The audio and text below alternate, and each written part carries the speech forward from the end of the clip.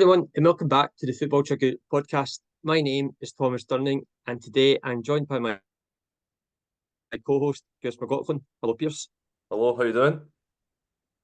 Doing well. On today's podcast, we'll be reacting to last weekend's English Premier League and Scottish Premier League results, previewing this week's Champions League quarter-final second leg matches, reacting to Bayer Leverkusen's first ever Bundesliga title, also previewing this weekend's FA Cup and Scottish Cup semi-final matches.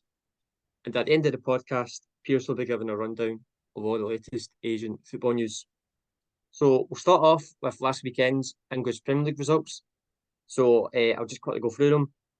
So on Saturday, the 13th of April, the results were Newcastle United 4, Tottenham 0, Brentford 2, Sheffield United 0, Burnley 1, Brighton 1, Manchester City 5, Luton Town 1, Nottingham Forest 2, Wolves 2, Bournemouth 2, Man United 2. And then on Sunday, the 14th of April, the results were Liverpool 0, Crystal Palace 1, West Ham United 0, Fulham 2, and Arsenal 0, Aston Villa 2.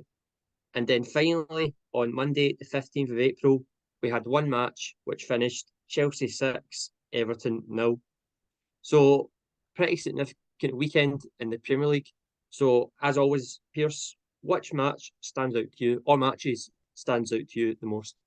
Well, I've just got to say it's been a fantastic Premier League weekend, and there's, as you can see, you could pick up many matches that stand out because there's been goals galore, there's been drama, high end, at the top and at the bottom half of the table. But for me, I've got three results, but I'm going to start off with Liverpool 0, Crystal Palace 1. I'm just going to say a special mention to Oliver Glasner. I think his tactics are spot on. His defence was solid. Dean Henderson goals, made a couple of saves, but I thought Tyreek Mitchell and the centre backs Anderson were a standout. They just kind of put their bodies on the line, defended manfully, and again, Liverpool have missed a lot of big chances, but credit has to go to Crystal Palace. I don't know if you've seen the goal for Eze, but even the play that led to the goal was tremendous, and you even seen Klopp going, wow. As our opposition manager, and then he's then tried to G up his I team. don't know if that was a wow in terms of the goal. I think it was wow because it just shocked him. How did that just happen? Or we the should be defensive side, it was one of the wows. Well, we didn't know. Aye, Yeah. You could interpret either way, but I'm going to interpret the way that he was impressed, but also he was shocked at how his team defended that. Because he just kept the ball in the corner, interplay 1-2s, combinations, and then a cut back and Eze unmarked on the 6-yard box and just slots it in. But I thought, obviously, there was a chance for Chris Palace to go 2-0, but I thought Alisson made a world-class save, and that's why he had one of the best. He had Robertson off the line as well, so there was chances both sides, but I do think when you've someone like Darwin Nunez, he's very inconsistent, and Liverpool will take chances, but they've just not been taking them in recent weeks. You've seen that against Manchester United, both in the league and in the cup. And obviously they lost midweek in the Europa League as well at home to Atalanta. So it's not been a great week for Liverpool, but it's a damaging result at the top half of the table because it now sees Arsenal that played later on. They had then a chance to leapfrog them and create some distance, but they also suffered a shock defeat at home at the Emirates. Maybe the pressure got to him, but I think it was just another Unai Emery masterclass. Going back to his former club, and that's now done the double over Arsenal this season in the Premier League. And a special mention has to go to the Scotland vice captain, John McGinn. I thought he was outstanding in the middle of the park. And there's a reason why I had to go for a drug test after the match, because he was outstanding. Long may that continue for Scotland this summer in the Euros. But and that's obviously a special mention to Ollie Watkins, who's now scored 19 Premier League goals this season. A career high for him, and I'm pretty sure he'll be destined to be on that plane for England as a backup striker to Harry Kane. But for me, you've got to mention Aston Villa. They were tremendous. Arsenal, wasteful at times, and that's why in January they should have signed a number 9, because the chance to create this match, they could have scored and they could have got a positive result. But Unai Emery, fantastic result. They're now moving to top 4.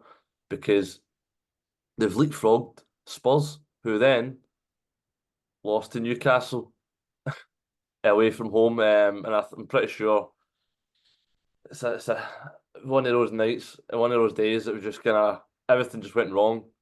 Also we know they've had their injury issues this season, especially at the back line. But thought the counter attack, thought Newcastle were electric, terrifying, especially Isak and Gordon. The pace, the directness is just in behind, straight at back line, and they caused them all sorts of problems. And they were 3-0 up at half time. And when you see Son getting hooked after an hour, you know it's a bad afternoon because he's a captain and a talisman. But it's a sore defeat for Spurs. Thought they were just outclassed in the day. Didn't really offer much going forward, and I think they've had a tremendous season, but they need to dust themselves off quickly because they've now into that fifth position in Europa League. So they need for the race for top four. It's going to be interesting, and for the Premier League title because now Man City are now top of the league, 2 points over Arsenal and Liverpool, and Aston Villa and Tottenham will be fighting out for that final Champions League position, and also get probably Newcastle, West Ham, Chelsea, and Man United all fighting out for that Europa and Conference League positions. But for me, those three matches were the standout. Yeah, there's definitely not one match for me that stands out. There's at least two. I have to start off with the Sunday 14th of April matches. Two results on that day because they two results were the most significant for me. Obviously, the ones you've just explained. Liverpool 0, Crystal Palace 1, and Arsenal 0, Aston Villa 2. The obvious reasons is because it makes a huge kind of difference to the title race. So obviously you were just saying there about Liverpool, Crystal Palace. Firstly, a great result for Crystal Palace. You mentioned the defensive side of the game. They were really, really good. They scored a good goal. Liverpool were disappointed defensively, but in terms of how Crystal Palace scored that goal, they'd be really pleased with that. And Liverpool, to be fair, they did create a host of chances. They should have at least won the game. They definitely should have won the game, in my opinion. They had so many chances, but as usual for Liverpool, there just seems to be this thing at the moment where they're not taking their chances, and so that's now led them to having a defeat, which dents their title chances and their title hopes. So that was a really disappointing one for Liverpool, especially the fact that they're at Anfield, and then obviously Arsenal, Aston Villa. As you said, to sum up that game, I just thought it was a Unai Emery masterclass, as you just said. I thought it dictated how the game went. First half, I actually thought Arsenal played well in the first half. They created some good chances. Trossard, Mr. Sitter, he had the whole goal to aim for, and he hit it right at Martinez, the goalkeeper.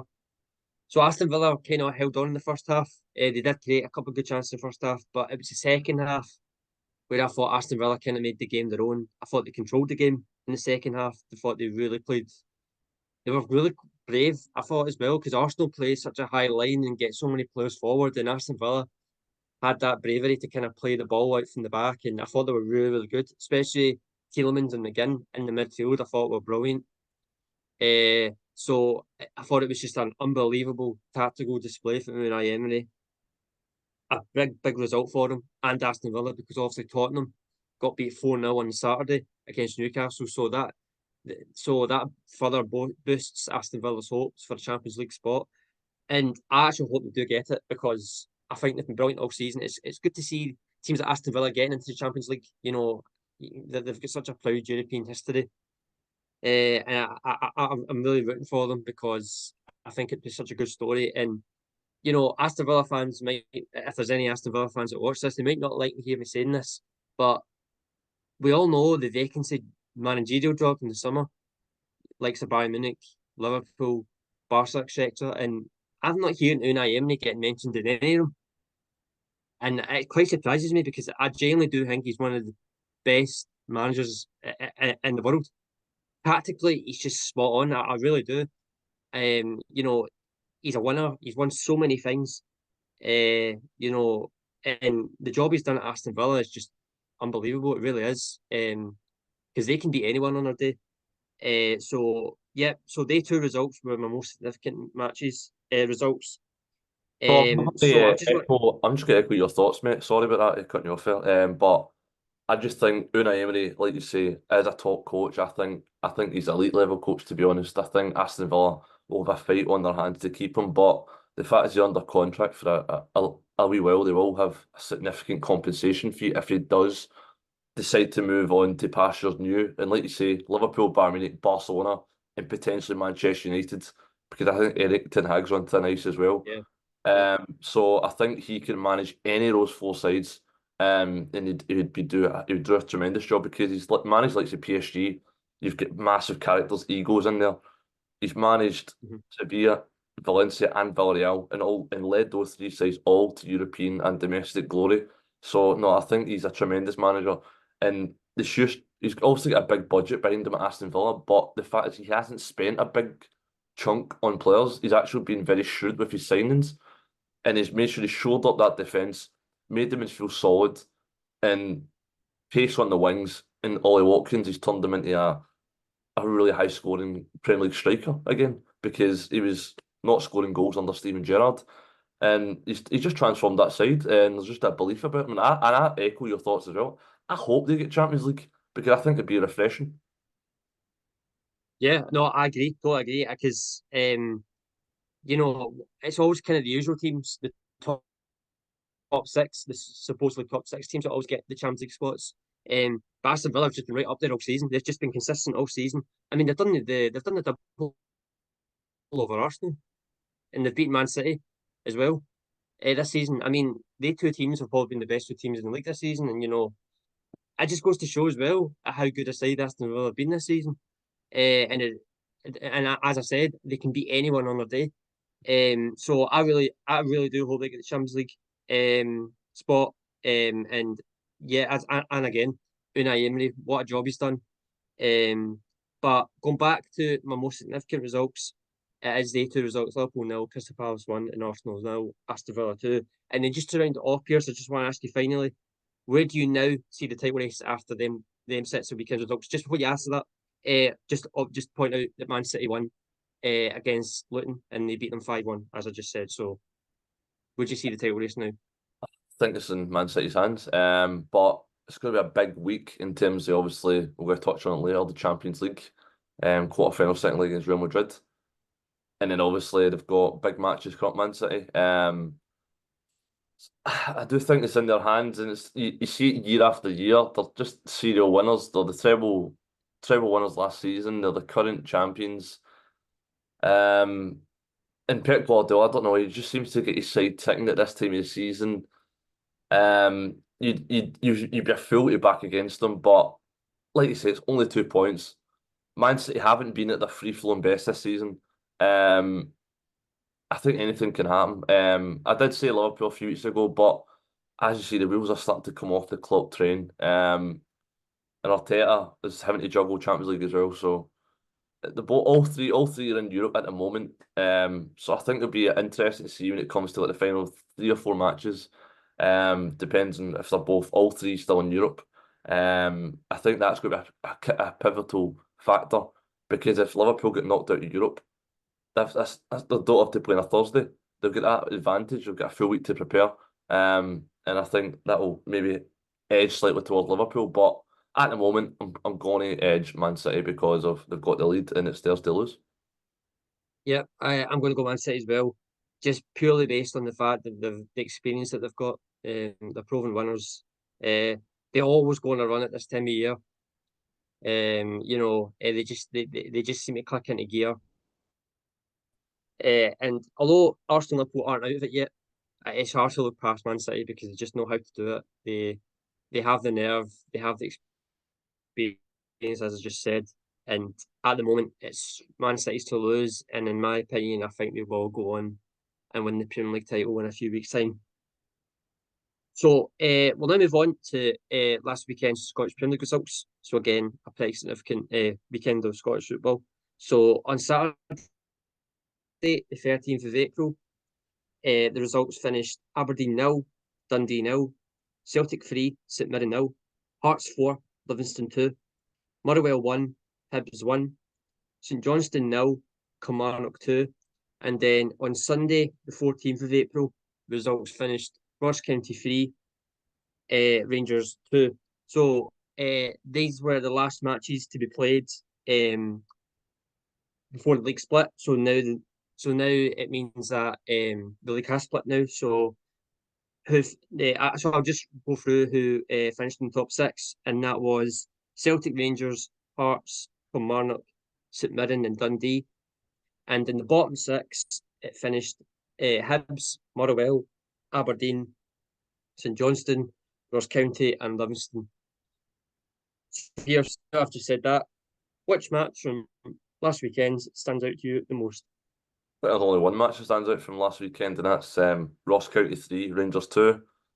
Significant result in terms of the title race in Scotland and obviously the relegation playoffs place, because before kick-off they were 4 points behind St Johnstone, who are in 10th. And I don't think anyone expected Ross County to get a victory over Rangers. But now they're only a point behind St Johnstone, so that fight is right back on in terms of survival. And based on the performance at the weekend, I think they can go and do it. And because I thought Ross County, to a man, I thought they played tremendous football. And I thought, obviously, they had a couple of chances in the first half through Harmon. I think he missed two absolute sitters, in my opinion. But he rectified that in the second half and got a goal for a rebound. Don't think it was Jack Butland's best game, but Rangers did go into the break in the lead through an own goal, which is unfortunate. It can happen from a set piece. But I don't think Rangers really got going in this game at all. I think they maybe just huffed and puffed, but there weren't really any urgency in the play. There was a lot of slack passes, uncharacteristic like from Rangers, because they've been brilliant all season. But maybe a little bit fatigued from the Celtic Rangers game last weekend. But I thought Ross County were fantastic. Special mention to Simon Murray, who was only a couple of years ago playing for Queen's Park in League One, and then to see him scoring against Rangers in the Premier League, and he's been a revelation for Ross County and probably one of their standout players. So it's nice to see him doing well. Feel a bit of connection and affinity with Queen's Park because we worked there for a year. But no, it was brilliant to see. But in terms of the match, I thought Ross County played brilliant. I thought they thoroughly deserved a win. And I don't think Rangers can have any complaints. They never turned up on the day. I don't think they played well enough. And it's going to be a significant result because it now gives Celtic that advantage. Because Rangers still have that game in hand against Dundee, which we don't know if it will be on or where it will be played. But even if they do win that match, Celtic now have a 1 point lead. And that gives the Celtic the driving seat with the last 5 matches remaining. But also Celtic had to do their job as well on Saturday, and they played St Mirren, and that was a 3-0 victory. First half, very, very cagey affair. Wasn't really much created from Celtic. St Mirren sat in low block, but eventually they tired in the second half. I thought Rio Tati just absolute quality. I think his finished touch outside of the foot, top left hand corner, and that's just the quality that Celtic missing for most parts this season. And obviously Kyogo getting the score sheet as well. So all ticking all good for Celtic.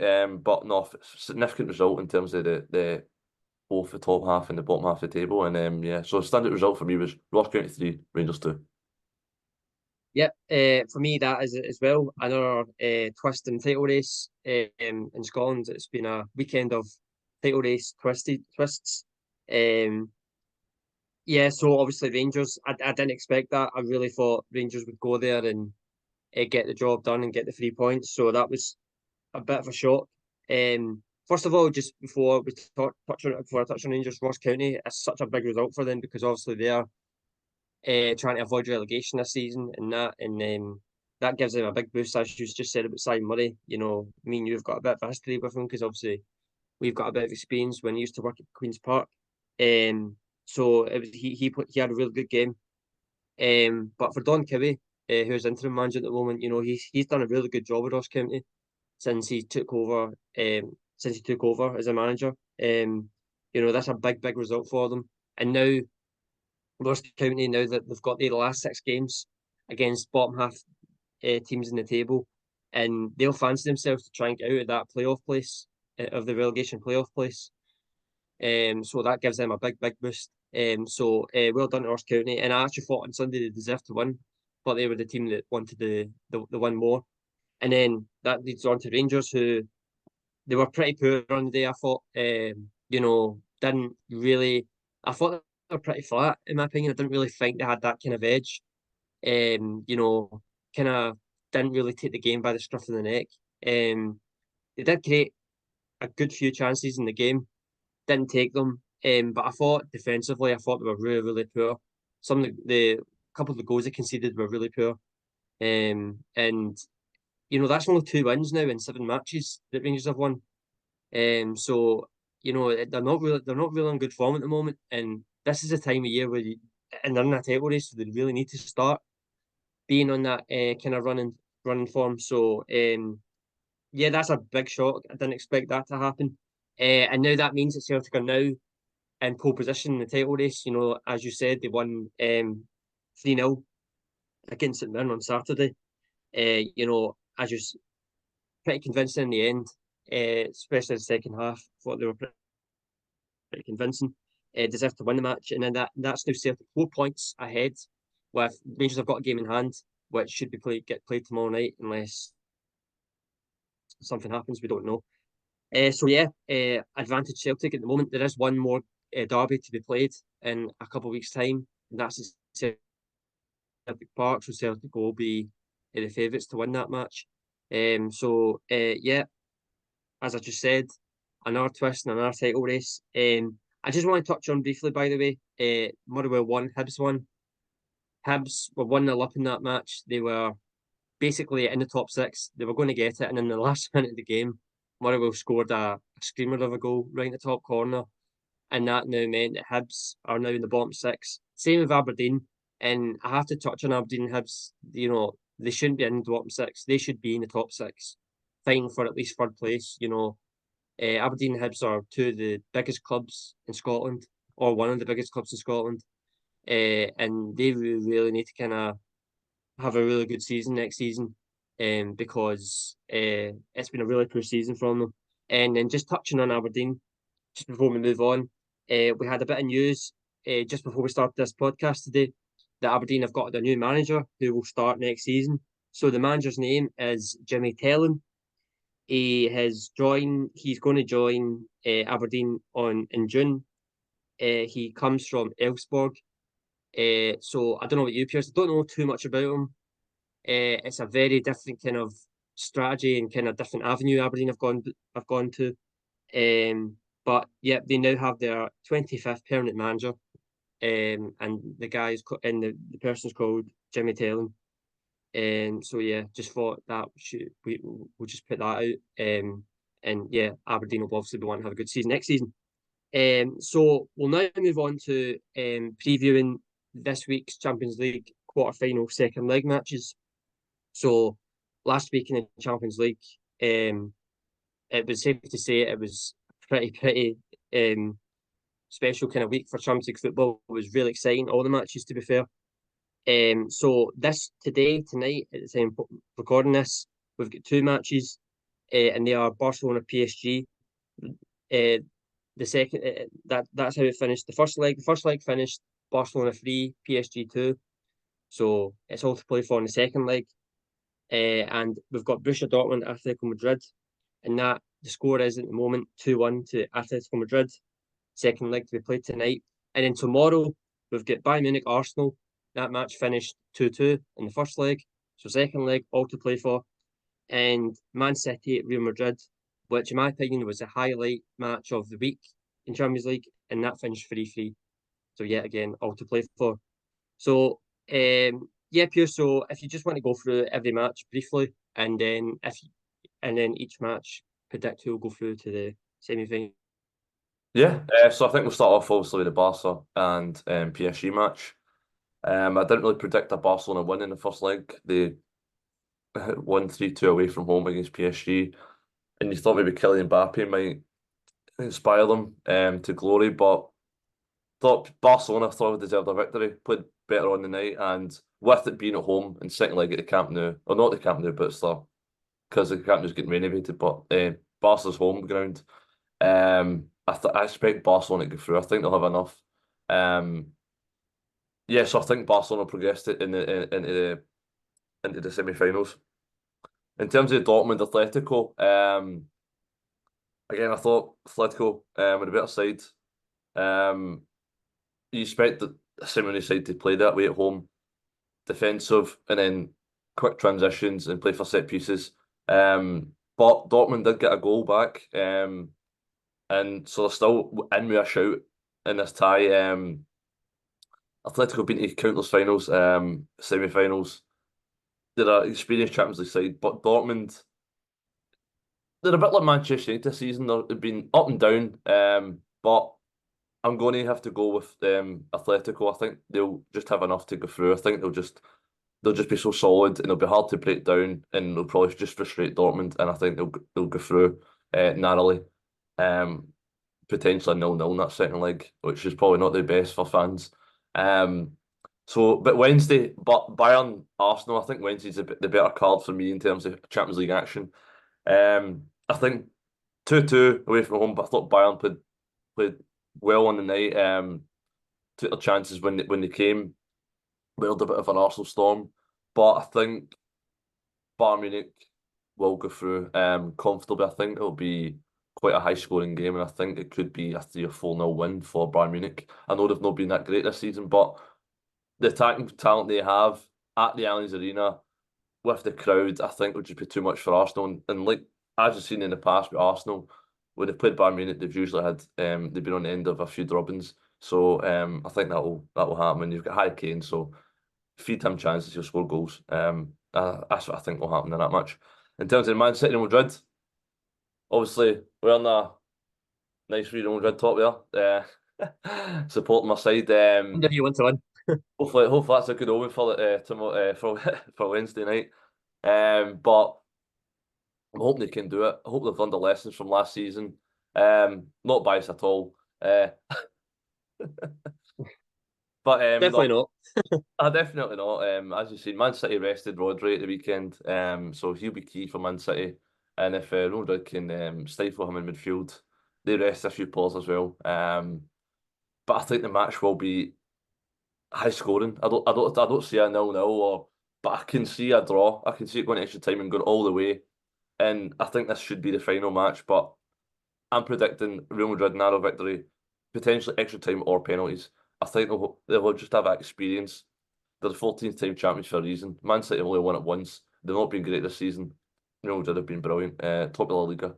And I think they'll just start kicking the gear when you get players like Vinicius Junior, Rodrigo, and then Bellingham. Hopefully he's back to his best form because he's been off the ball a wee while. No, I think they'll just edge it slightly. So that's my predictions, Tom. Yep. I was just going through them there. I mean, the matches are really. I mean, every match is really exciting. Obviously, Barca PSG was a cracking match last week. I didn't expect Barcelona to win that match. So that was a really, really important match for them to win. So they're 3-2 up in that tie. I'm going to say Barcelona will win, and I think they'll just about win.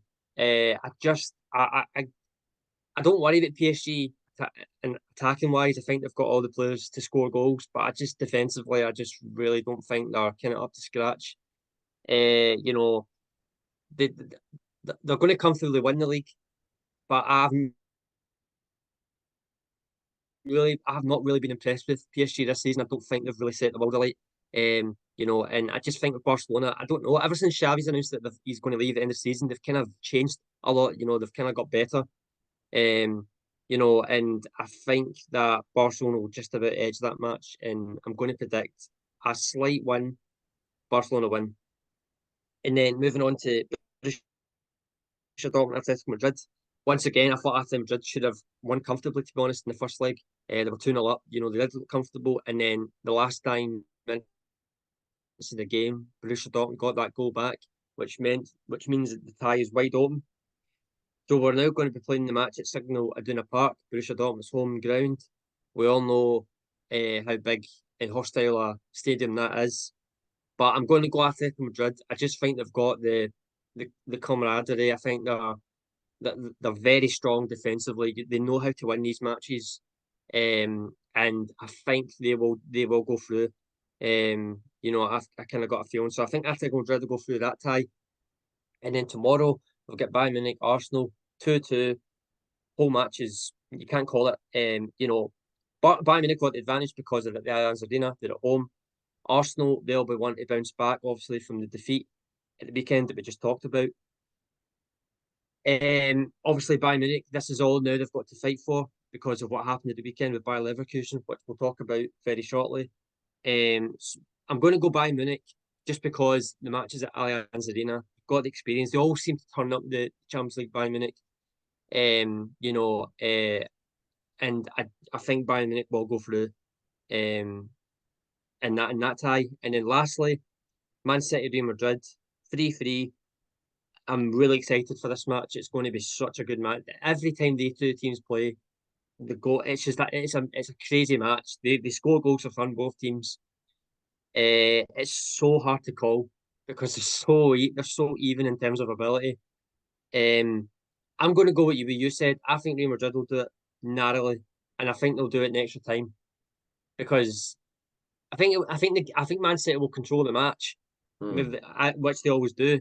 But Real Madrid, I don't know what it is. They think when you think they're down and out, they just come out of nowhere and manage to get the tie back in their favour. So I'm going to go with a narrow Real Madrid victory, but I'm not that confident in that prediction because I really don't know how that. When Man City and Real Madrid play, it's so hard to predict. So yeah, these are my predictions for the Champions League quarter-final matches. Aye, Leverkusen in the preview of the FA Cup and Scottish Cup. Yeah, they will do that. So we'll now move on to the weekend news that Bayer Leverkusen have won the Bundesliga title. So Bayern Munich, for the first time in their history, have won the Bundesliga title. They won at the weekend 5-0, which confirmed that they are the champions. Florian Wirtz got a hat-trick in that match. And that is Bayer Leverkusen's first trophy since the club won the German Cup back in 1993. And this is also Xabi Alonso's first league trophy as a manager. So Pearse, just want your thoughts on what has been a pretty remarkable season. Yeah, I just wanted to touch on and get my from a wee football here. Bayer Leverkusen, that's the top I've got this season from got a to get it in. So I've got that in there. Got many shots there. But no, that was special mention to them. Thought it'd been tremendous. This is Xabi Alonso's first full season. He came in of January of last season and he did a good run, and it's just continued on this season, and they've went from strength to strength, and they've been unstoppable. And I think they thoroughly deserved the Bundesliga title, and they've actually won it at a canter in the end. I think Bayern have went out with a whimper.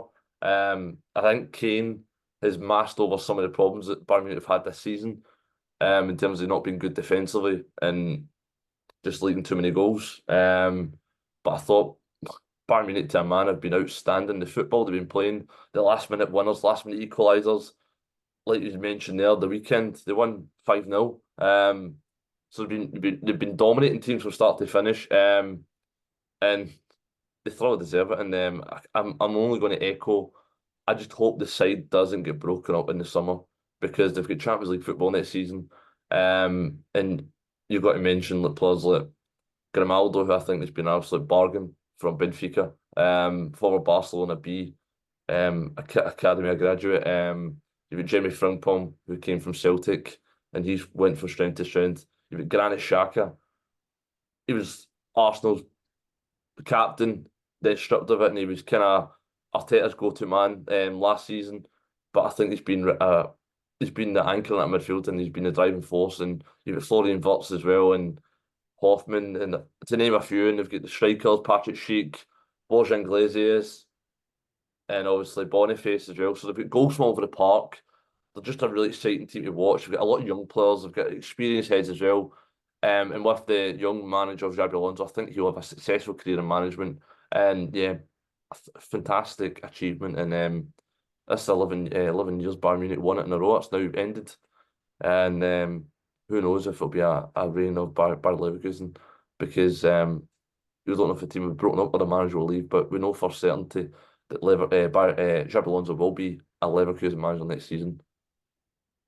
Yeah, we do know that. And obviously, just myself quickly touching on it, thoroughly deserved to win the title. I mean, they're unbeaten, haven't lost a match this season. So, I mean, it's the most special season by Leverkusen I've ever had. Just touching on the team that this season, as you just said, the players have been amazing, especially the two fullbacks / wing backs, Frimpong, Grimaldo. They've been unreal this season. The goals and assists that they've got. They've hardly conceded any goals as well, so the defence has been really good. The likes of Jonathan Tah, who's been brilliant. Obviously, Granit Xhaka. I think he was probably the biggest sign for them in the last summer.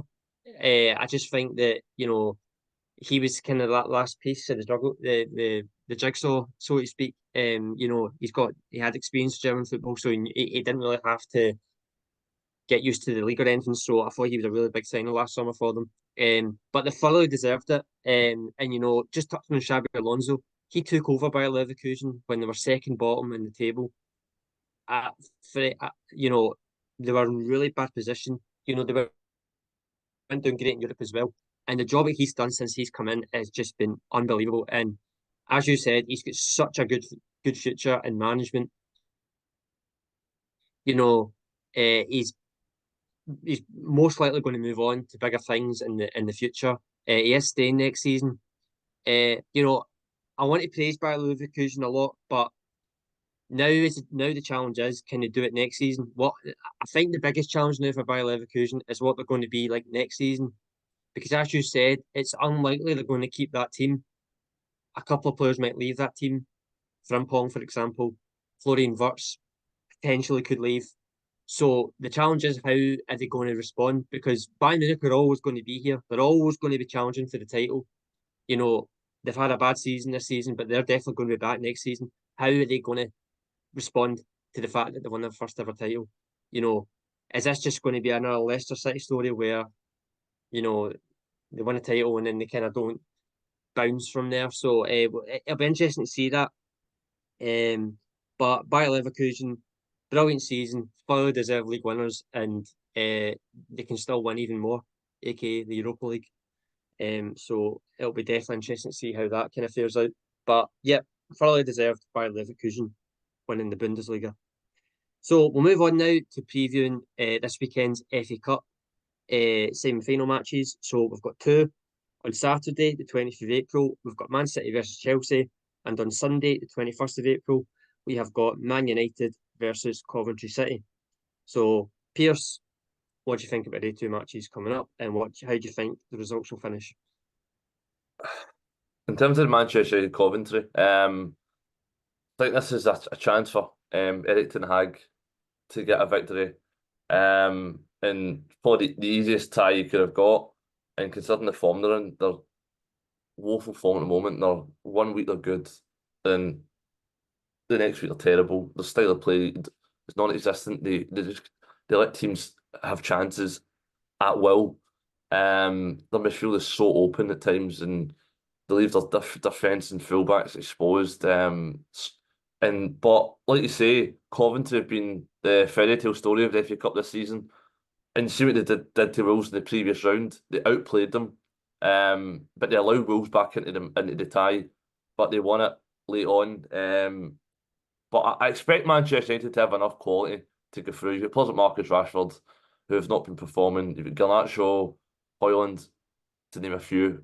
They've got enough quality to go and get the job done, but it's just if they can keep Coventry out, because their defence and midfield is just there's no cohesion in it. And he needs this. He needs a trophy if he wants to stay in charge next season, because I think his job's under serious pressure. In terms of Man City Chelsea, I think this one I'm going to edge towards Chelsea for this one. I just think Man City will just focus solely on the Premier League and the Champions League as their priority, and they will rotate the squad a little bit. Still have an awful lot of quality, whereas Chelsea's season's kind of almost done. And obviously Chelsea have been pretty pretty decent in recent weeks. Cole Palmer to name this probably the standout player. For me, he's just got back-to-back hat-tricks in the for Chelsea. So yeah, he's a young talent, and obviously a lot of young talented players, mixture of bit experience, but they had a terrible start to the season, but they've picked up in recent weeks and a chance at a major trophy. And at Wembley, anything can happen. So I'm going to go with Chelsea for that one and Manchester United to reach the final. Yep. It's just starting on Man City Chelsea. I think that match all depends on how Man City do in the Champions League tomorrow against Real Madrid. Because if that match goes all the way, in terms of penalties, I think Chelsea will win just based on the fact that it'll take so much out of Man City. You know, the fact that they played on the Wednesday and then they've got to play on the Saturday, you know, it's quite a tight kind of gap. Man City win that match in 90 minutes, I'll make Man City favourites. So I think Man City are favourites for me, but it all depends on how the match against Real Madrid goes. Chelsea are definitely in for a shout. You know, they've kind of turned it around a little bit. You know, they won 6-0 last night. Cole Palmer is just on. It's just he's just having a ridiculously good season. You know, I think maybe in a way he'll kind of want to show Man City, you know, why they shouldn't have sold him because obviously he'd be playing his former club. I'm going to say Man City win that match, but if it goes all the way to penalties or extra time, I think Chelsea will win the match. So I'm not really giving you a straight answer there, but basically, I think Man City will get to the final. And then obviously the next match, Coventry City Man United. I think this is a must-win for Erik Ten Hag. I really do. Man United. I think in the league they've just kind of not chucked it, but they've kind of really lost their way in the league. You know, there's no consistency whatsoever. You know, away from home they're terrible. I really don't know what's going on with their form away from home. You know, they're just so up and you don't know what you're going to get from them. They're such a strange team to watch. They should beat Coventry City. You know, Coventry City, as you said, the story of them getting to semi-finals is amazing. They've actually got some good players as well, Coventry City. You know, especially Ellis Sims, for example. He's a really good player. They've got some really good players, Coventry City, so they're definitely for a shout. I think Man United will win. I think it'll be a repeat of last season, the final Man City Man United. So I think Man United will win. But if Coventry City were to win that match, I really, really worry about Erik Ten Hag's job because you know this is all Man United have got to play for now. And I think he's got to show Erik Ten Hag that if he wants to stay here next season, then he's really got to um, get to the final at least. Because if they don't, then I think he's going to be in a difficult situation. So yeah, they're my two predictions. So we'll as well as the FA Cup semi-finals, we've got Scottish Cup semi-finals.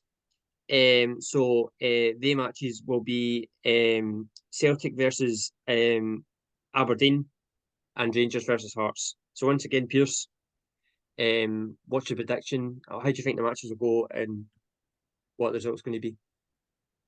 So we'll also go to the matches up first, and it's Aberdeen versus Celtic.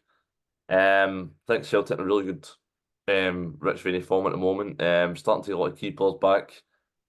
Carmager's come back from injury. You've got Rio Tati back, Carter Vickers. I think Aberdeen, they're a bit in transition. Not been great this season. Finished the bottom six of the table. And Miovski's not been scoring goals since January.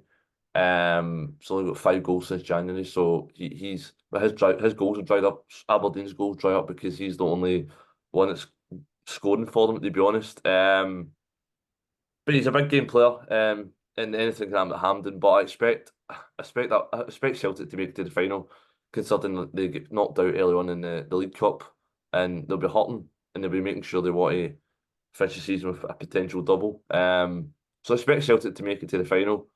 And then obviously we all know the Hampden pitch isn't the greatest. And obviously who knows what the condition will be on the Sunday for Rangers and Hearts. But again, I think that's going to be a tremendous tie. You touched on it earlier, Tom. The form that Rangers are in at the moment is pretty. It's not title winning form. It's not the form you expect of a Rangers manager and a Rangers team. 2 wins and 7 is not good enough. And our Hearts side have been brilliant this season, comfortably finished third this season.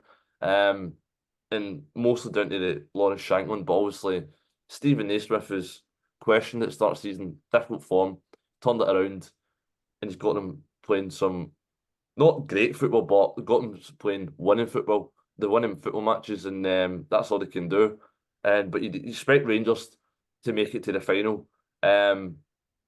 But you never know, when you've got Lawrence Shankland your team, you've always got a chance. And I'm going to say Rangers make it to the final because of the results in recent weeks. Well, maybe Clermont would be under serious pressure if obviously depends on the Dundee result as well. But again, you expect Hearts full week, they've got preparation. Anything can happen, but I'm going to say Celtic Rangers final. Yeah.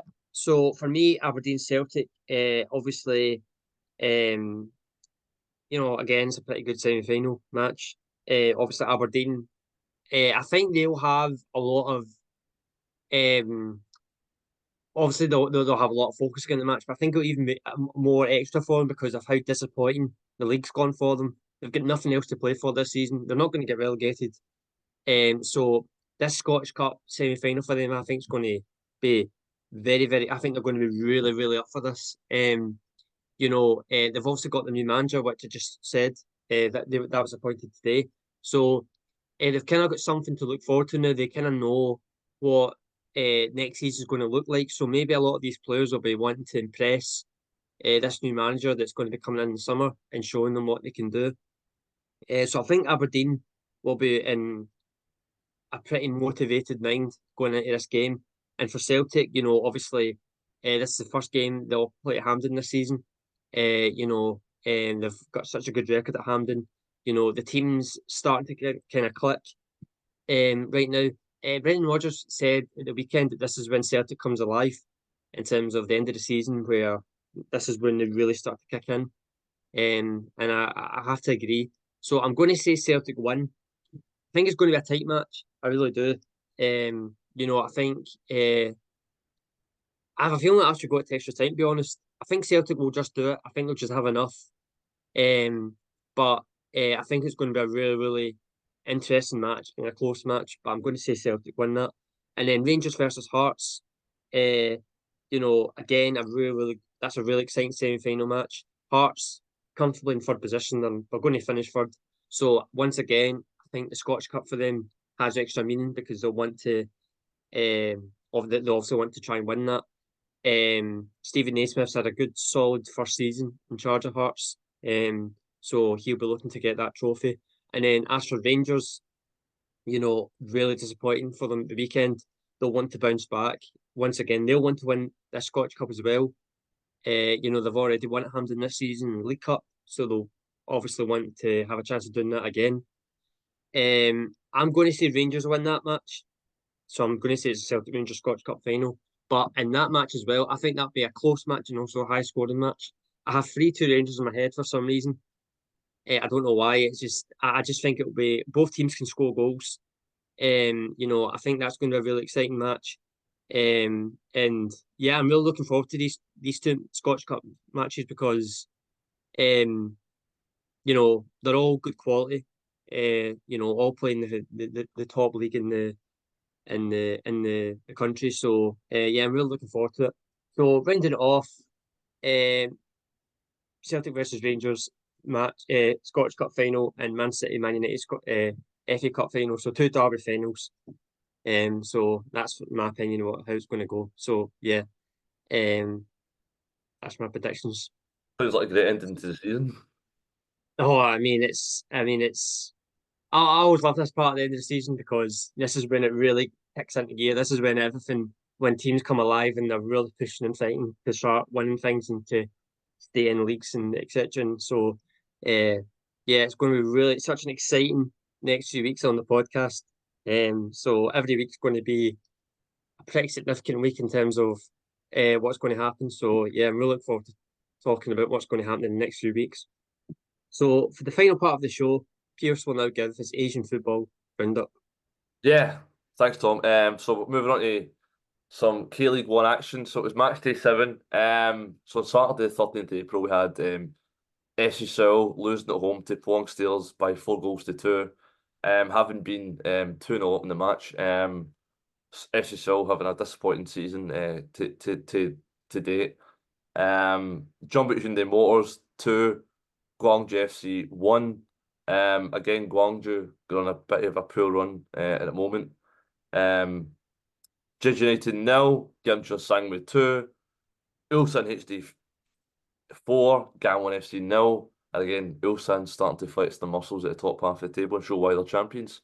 And then Sunday, the 14th April, we had Suwon FC 1, Daejeon Hana Citizen 0, Incheon United 1, and Daegu FC 1. So the top of the table, we have Pohang Steelers on 16 points. And then right behind them, we have Gyeongju Sangmu and Ulsan HD. Both sides are all set by 2 points. So we've got Pohang at 16, Gyeongju second on 15 points, and Ulsan, the current champions, and they're going for the 3rd title in a row, is on 14 points.